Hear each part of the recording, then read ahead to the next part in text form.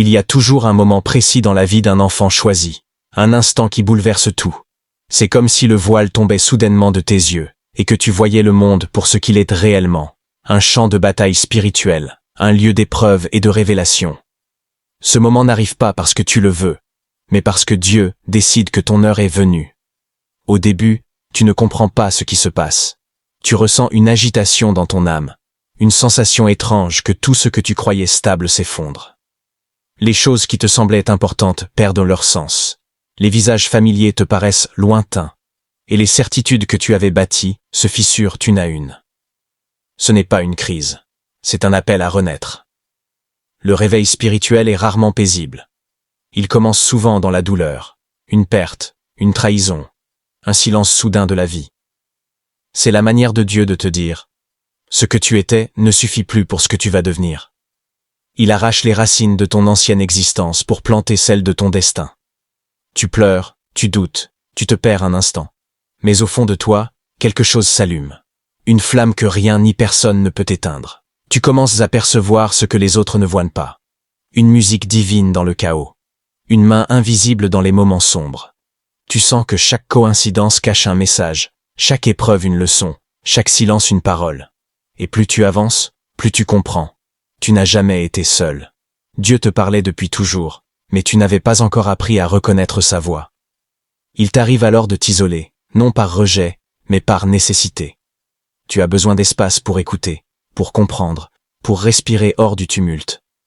Et dans ce calme nouveau, tu ressens sa présence plus fort que jamais. C'est là, dans le secret, que ton cœur apprend à battre au rythme du ciel. Le monde peut bien te traiter de rêveur ou de fou, mais toi, tu sais. Tu sais que ce que tu vis n'est pas une illusion. C'est un éveil, une naissance spirituelle. Le moment où ton âme s'aligne enfin avec le dessein divin. À partir de là, rien ne sera plus jamais pareil. Tu n'es plus un spectateur de ta vie, tu en deviens le témoin sacré. La réjection, c'est l'une des marques les plus douloureuses de ceux que Dieu a choisis. Tu la ressens tôt, souvent sans comprendre pourquoi. Depuis l'enfance, tu portes cette impression étrange de ne pas appartenir. Tu observes les autres rire, s'intégrer, s'adapter. Et toi, tu restes en retrait, comme si ton âme vivait sur une autre fréquence. Ce n'est pas que tu refuses le monde, c'est le monde qui ne sait pas quoi faire de toi. Au fil des années, cette différence devient un fardeau. Tu t'efforces d'être comme tout le monde, mais plus tu essaies, plus le rejet s'intensifie. Les amis se détournent sans explication. La famille te juge, t'étiquette, te mal comprend. Les gens t'aiment un jour et t'ignorent le lendemain. Tu commences à croire que c'est toi le problème. Mais ce que tu vis n'est pas une malédiction, c'est une séparation divine. Dieu ne permet jamais à ses élus de s'enraciner là où ils ne doivent pas fleurir. Il t'éloigne de certains lieux, de certaines personnes, non pour te punir, mais pour te protéger. Chaque porte qui se ferme t'empêche d'entrer dans un endroit qui aurait détruit ton esprit. Chaque trahison cache une délivrance déguisée. Car ceux qui te rejettent aujourd'hui ne sont pas faits pour ton avenir. Le rejet agit comme un feu qui purifie. Il te dépouille de ton besoin d'approbation. Il t'apprend à te tenir seul, à compter sur Dieu, et non sur l'opinion des autres.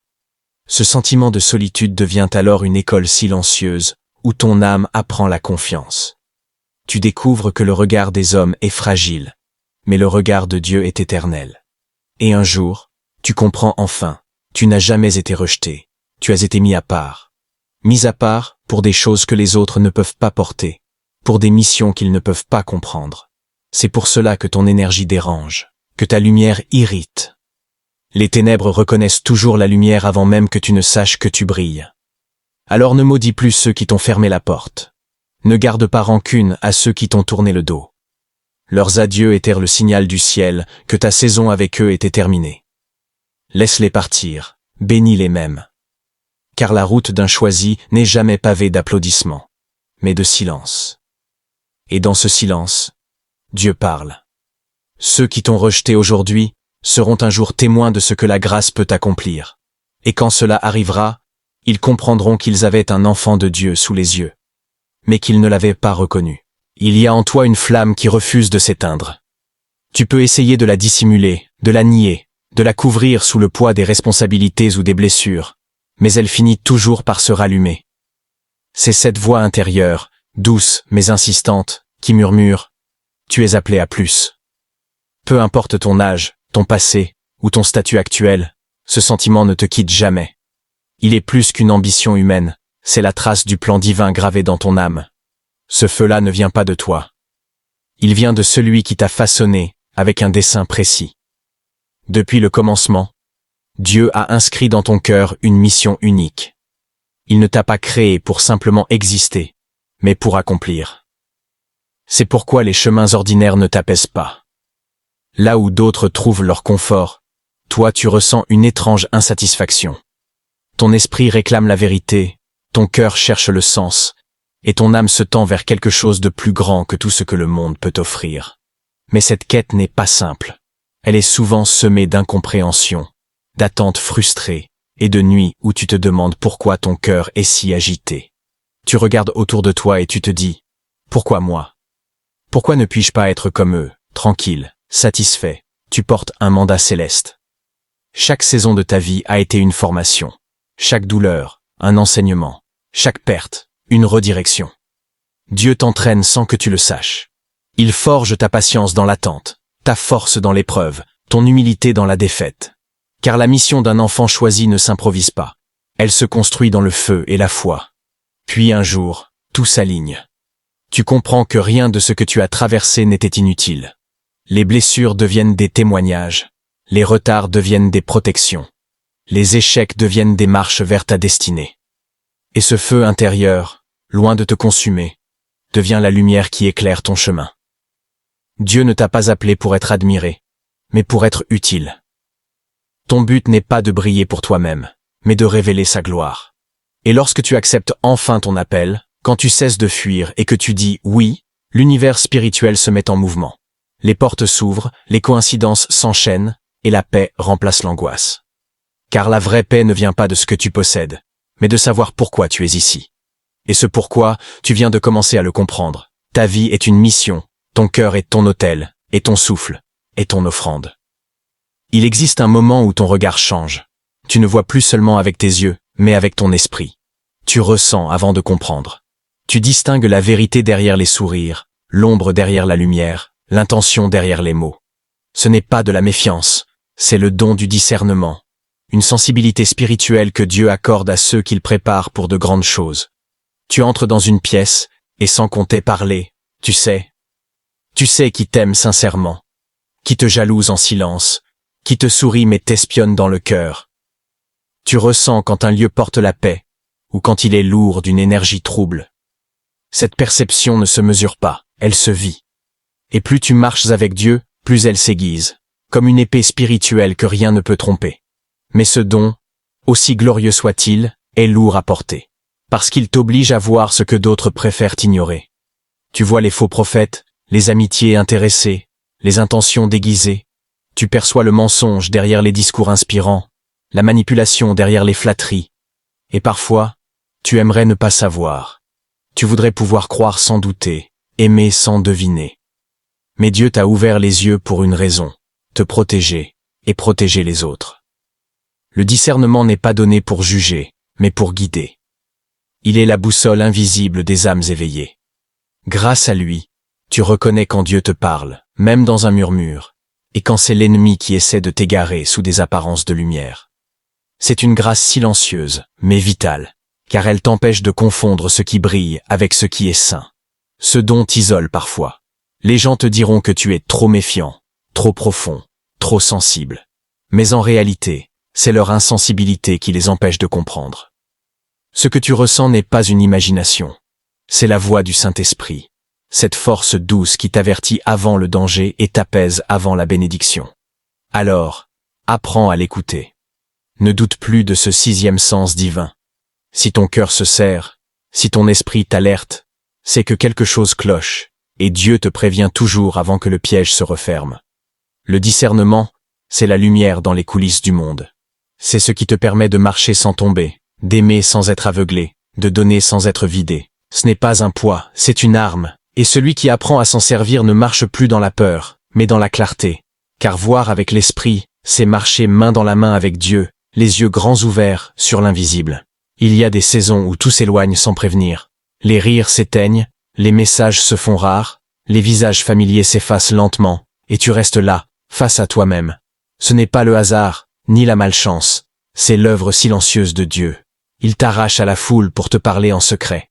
Ce que les autres voient comme un abandon est, en réalité, une invitation divine à entrer dans ton sanctuaire intérieur. Au début, cette solitude pèse lourd. Tu cherches à comprendre pourquoi tout semble s'écrouler alors que tu fais de ton mieux. Les gens que tu croyais proches disparaissent. Les projets s'arrêtent. Même tes prières paraissent résonner dans le vide. Mais c'est précisément là, dans ce vide apparent, que Dieu travaille le plus. Il se tait, non parce qu'il t'a oublié, mais parce qu'il te construit. C'est dans le silence que le potier façonne l'argile. Et toi, tu es cette argile. Il te brise pour te reformer. Il t'étire pour te rendre souple. Il t'expose au feu pour te rendre solide. La solitude n'est donc pas ton ennemi, mais ton atelier. C'est là que Dieu polit ton caractère, affine ton discernement et purifie ton cœur de tout ce qui ne lui ressemble pas. Pendant que les autres s'amusent, toi, tu apprends à écouter. Pendant qu'ils cherchent la validation, toi, tu découvres la voix intérieure du Saint-Esprit. Dans ces moments d'isolement, tu passes de la dépendance aux hommes à la dépendance à Dieu. Tu apprends à reconnaître sa présence sans besoin de bruit, sans besoin de foule. Tu découvres que sa voix peut réchauffer plus que 1000 présences humaines. Et un jour, tu réalises que cette solitude n'était pas vide, elle était pleine de Dieu. Tu comprends que ce que tu appelais silence était en fait un dialogue profond entre ton âme et le ciel. Il te préparait. Il t'arrachait aux faux appuis, aux illusions, aux attachements toxiques. Il t'enseignait la stabilité dans l'invisible. Quand cette saison s'achève, tu n'es plus la même personne. Tes fondations sont plus fortes, ton regard plus calme, ta foi plus ancrée. Tu ne cherches plus à être compris, tu cherches à être aligné. Car tu as découvert un secret que peu comprennent. Il faut parfois être seul pour devenir complet. Ne fuis plus ces moments d'isolement. Ils ne sont pas une punition, mais un rendez-vous avec ton destin. Chaque silence est une phrase divine. Chaque larme est un verset vivant. Et chaque nuit de solitude prépare une aurore spirituelle. Quand la lumière se lève sur ta vie, les ténèbres le sentent avant toi. Elles s'agitent, elles s'organisent, elles frappent. C'est souvent à ce moment que les choses deviennent étrangement difficiles. Les relations se tendent, les projets s'effondrent, les attaques surgissent de nulle part. Tu te demandes, pourquoi maintenant? Pourquoi tout se retourne contre moi au moment où je commence à marcher avec foi? La réponse est simple, ta lumière dérange l'obscurité. Un enfant choisi attire les tempêtes. Non pas parce qu'il a mal agi, mais parce que son appel a du poids dans le royaume spirituel. Là où Dieu voit un futur instrument de sa gloire, l'ennemi voit une menace. Alors il tente de t'épuiser avant même que tu n'atteignes ta mission. Il sème le doute dans ton esprit, la peur dans ton cœur, le chaos autour de toi. Chaque fois que tu décides d'avancer, un obstacle se dresse, comme si une force invisible te tirait en arrière. Mais ce que tu ne vois pas, c'est que ces batailles ne sont pas là pour te détruire, elles sont là pour te former. Dieu les permet, non pour te blesser, mais pour t'armer. C'est dans la guerre que le soldat devient fort. C'est dans la résistance que la foi devient vivante. Ton courage ne naît pas dans la paix, mais dans l'opposition. Ces luttes te révèlent. Elles exposent tes faiblesses pour que Dieu les fortifie. Elles t'apprennent à prier, non plus par habitude, mais avec feu. Elles t'enseignent à te lever quand tout te pousse à te coucher. Tu apprends à parler à la montagne plutôt que de la contourner. Chaque cicatrice devient un témoignage, chaque larme une prière silencieuse, chaque victoire un signe que tu n'es plus seul sur le champ de bataille. Dans le tumulte, il arrive que tu te sentes abandonné. Mais souviens-toi, Dieu combat à travers toi. Quand tu es à genoux, tu n'es pas vaincu, tu es en position de guerre.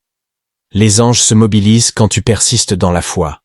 Le monde spirituel réagit à chaque amen prononcé avec conviction. Et quand la poussière retombe, tu découvres que rien de ce que l'ennemi a tenté n'a réussi. Car aucune arme forgée contre toi ne peut prospérer. Tu ressors différent, non pas seulement parce que tu as survécu, mais parce que tu as grandi. Tes blessures deviennent ta force, tes tempêtes deviennent ton témoignage. Ne crains plus le combat. Il prouve simplement que tu es dangereux pour le royaume des ténèbres. Et tant que ton cœur bat au rythme de la foi, le ciel combattra pour toi. Il arrive un moment où, après les tempêtes et les nuits de larmes, un vent nouveau commence à souffler sur ta vie. Les choses qui semblaient bloquées depuis des années se mettent soudain à s'ouvrir.